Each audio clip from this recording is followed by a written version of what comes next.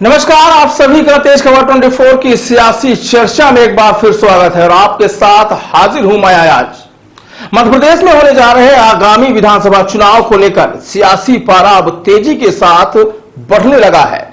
एक और जहां कांग्रेस कर्नाटक चुनाव में मिली जीत के बाद खुशी से लबरेज है और मध्य प्रदेश में चुनाव जीतने का दावा कर रही है, तो वहीं भाजपा अब कर्नाटक चुनाव हारने के बाद अब ऐसी कोई गलती दोहराना नहीं चाहती है। हम बात कर रहे हैं आगामी विधानसभा चुनाव को लेकर राजनीतिक पार्टियों में चल रही तैयारियों की, जिसे लेकर बीजेपी के अंदर बड़े बदलाव की चर्चा है। चर्चा है कि मध्य प्रदेश भाजपा संगठन में बदलाव की संभावनाएं बन रही हैं और ऐसे चेहरे की तलाश की जा रही है जो मध्य प्रदेश में बीजेपी को बहुमत के साथ जीत दिला सके। फिलहाल बीजेपी के पास चेहरे तो कई हैं, लेकिन इन चेहरों में एक चेहरा मध्य प्रदेश के पूर्व मंत्री व रीवा विधायक राजेंद्र शुक्ला का भी है। तो आइए चलते हैं और जानते हैं कि क्या है बदलाव की चर्चा और राजेंद्र शुक्ल से बीजेपी को क्या हो सकेंगे फायदे। मध्य प्रदेश के भाजपा संगठन में बड़े बदलाव की हो रही है चर्चा। रीवा विधायक राजेंद्र शुक्ल को संगठन में मिल सकती है बड़ी जिम्मेदारी। क्या अभिनव और महाकौशल को साधने बीजेपी चल सकती है बड़ा दांव? क्या राजेंद्र शुक्ल से बीजेपी को होंगे कई बड़े फायदे? मध्य प्रदेश भाजपा संगठन में बदलाव की संभावनाओं को लेकर एक बार फिर चर्चा है। प्रदेश अध्यक्ष वीडी शर्मा की जगह पहले अध्यक्ष रह चुके नरेंद्र सिंह तोमर या संगठन के जानकार कैलाश विजयवर्गीय को कमान दी जा सकती है। इसके अलावा ब्राह्मण चेहरे के तौर पर दो नाम, जिनके नाम पूर्व मंत्री व रीवा विधायक राजेंद्र शुक्ला है। सूत्रों के माने तो बदलाव की यह चर्चा दिल्ली में बीजेपी के 3 शीर्ष नेताओं, केंद्रीय गृह मंत्री अमित शाह, राष्ट्रीय अध्यक्ष जेपी नड्डा और राष्ट्रीय महासचिव बीएल संतोष की बैठक के बाद सामने आई है।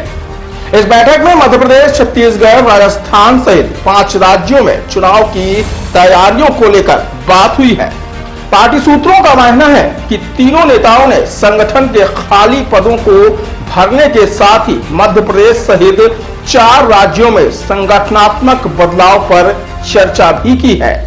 बता दें कि वीडी शर्मा का 3 साल का कार्यकाल इसी साल 15 फरवरी को पूरा हो चुका है, लेकिन उनके एक्सटेंशन की कोई घोषणा अब तक नहीं हुई है।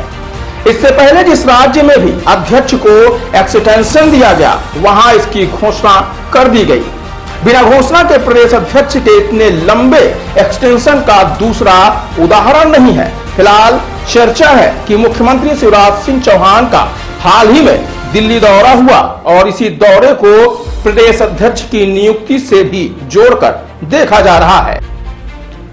पार्टी के जानकारों व राजनीतिक विशेषज्ञों का मानना है कि यदि राजेंद्र शुक्ला को अध्यक्ष बनाया जाता है तो बीजेपी विंध्य के साथ साथ महाकौशल भी साध लेगी और शुक्ल के नाम पर शिवराज सहमत भी हो जाएंगे, जिनका अन्य नेताओं की तरफ से विरोध भी नहीं होगा।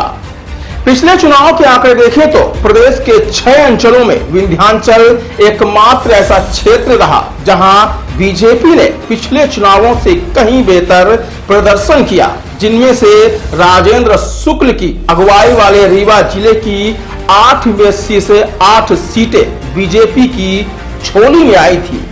इसके अलावा विंध्य की 30 सीटों में से बीजेपी को 24 सीटों पर जीत मिली थी। माना जा रहा है कि अगर बात परफॉर्मेंस की होगी तो राजेंद्र शुक्ला का नाम सबसे आगे ही रहने वाला है। फिलहाल अब देखना यह होगा कि भाजपा संगठन में चल रही बदलाव की चर्चा और संभावनाओं का क्या असर दिखता है।